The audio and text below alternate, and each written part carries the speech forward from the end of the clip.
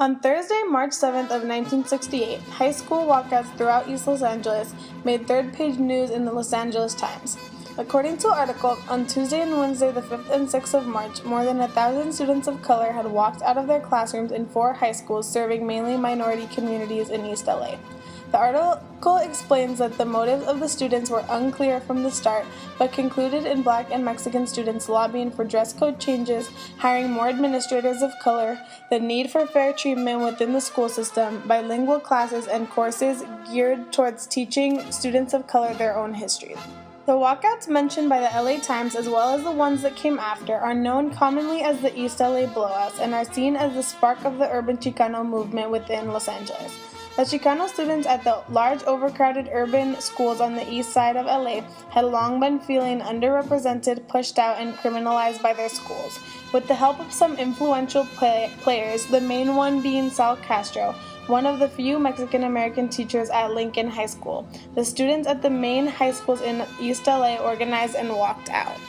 Within their schools, Mexican-American students realized that they were being shortchanged by the system. Between themselves, Mexican-American students began to discuss this and talk out the possibility of change. Sal Castro, a Mexican-American teacher at Lincoln High School, understood his students' struggle. Castro began to encourage many of his students to go to Mexican-American youth leadership and to discuss the problems they were facing within their schools. "We want to walk out," a group of students at Lincoln High told teacher Sal Castro. "Don't walk out," Castro told them, "organize." With the seed planted, Castro began organizing a group of involved students, the Young Citizens for Community Action, from the 4 main high schools, Garfield, Lincoln, Wilson, and Roosevelt. These students were joined by college students from the surrounding areas who were also members of UMAS, United Mexican American Students. With inspiration from the Black Power movement, Vietnam War protests, and free speech movements happening during the same period, the students began to plan a walkout to get the attention of the school board. Within student organizations such as UMAS, by word of mouth and with the distribution of pamphlets, information about the walkout spread. Though the walkouts were scheduled to happen in May, the first week of March, Wilson High jumped the gun due to their principal canceling the senior class play. Because the walkout committee hadn't planned for the blowouts to take place until May, the other schools and organizing committee was taken completely by surprise. But since Wilson began their walkouts on Friday, the rest of the week, the other schools walked out as well. The protest began Tuesday at Jefferson and Garfield high schools and continued Wednesday, joined by students at Lincoln and Roosevelt high schools. Other schools, such as Belmont and some middle schools and high schools in the area, walked out in solidarity with the main 4 as well.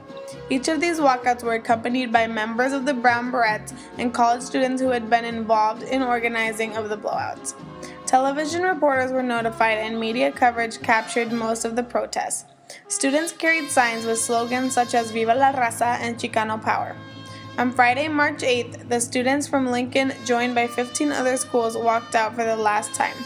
They held a rally at Hazard Park, where the school board had one of their offices, and spoke to the press and Representative Julian Nava about the problems they were facing in their schools. On Monday, March 11th, the LA School Board agreed to meet with the students officially to discuss the walkouts. On Sunday, over 200 people showed up to the school board meeting.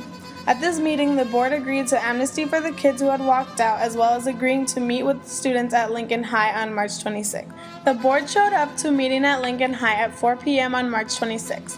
Along with them, 1,200 people showed up to hear the board's response to the demands and to support the organizers. The organizers had prepared 55 demands for the school board. The demands presented to the board included compulsory bilingual and bicultural education in all East Los Angeles schools.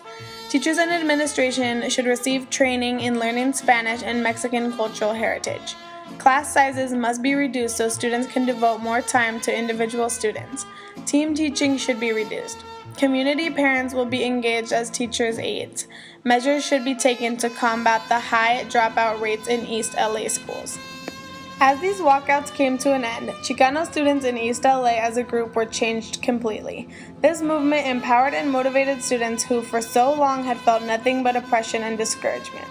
The walkouts gave students who'd been silenced a voice and legitimacy that they had not experienced in the past. They had gained attention from the school board, community, and nationwide media. Though immediate change did not happen within the schools, the school board and the community was made aware of the problems that these institutions had and that the students would not stand for any more discrimination.